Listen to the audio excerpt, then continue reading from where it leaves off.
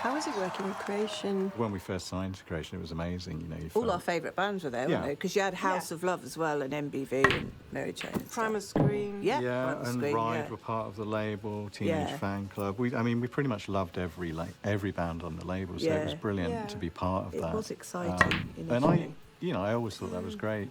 But we were There's kind so many of... stories with Alan McGee. What had happened with Souvlaki is we'd do a bunch of songs, then Alan would listen to them and go, "Oh, I like that. I don't like that," you know. Okay. He And didn't like most so he of was them. very good Yeah. A&R for us in a sense. And I think that Souvlaki was a much stronger record because of his input. He Demons. disappeared really after Souvlaki. Because he was in rehab.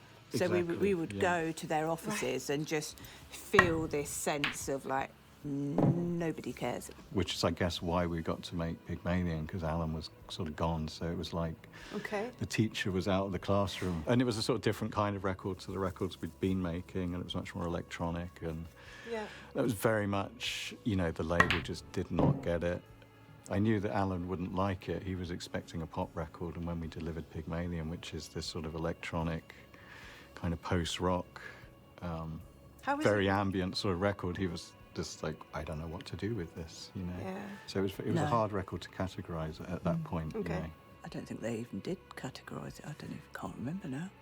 Well, no, because it wasn't what we'd been doing. It wasn't really a guitar No, record. right. I mean, it got a bit tricky with Pygmalion because I think I was the only person who was really into that record, and I sort of, I liked it. yeah. But I think I'd cut people out a little bit. at You that were point. down a particular pigeonhole at that And point in your life. I just Without bought a going load into of detail. equipment and was basically making a record in my bedroom, which wasn't very inclusive for everyone else. It was a strange thing. And then the dissolution of the band by that point, I mean, Neil and I continued afterwards and did Mojave 3 for 10 years or so. It was a very English way to end the band. We just kind of like got to a point where I said, oh, well, maybe we should do something else.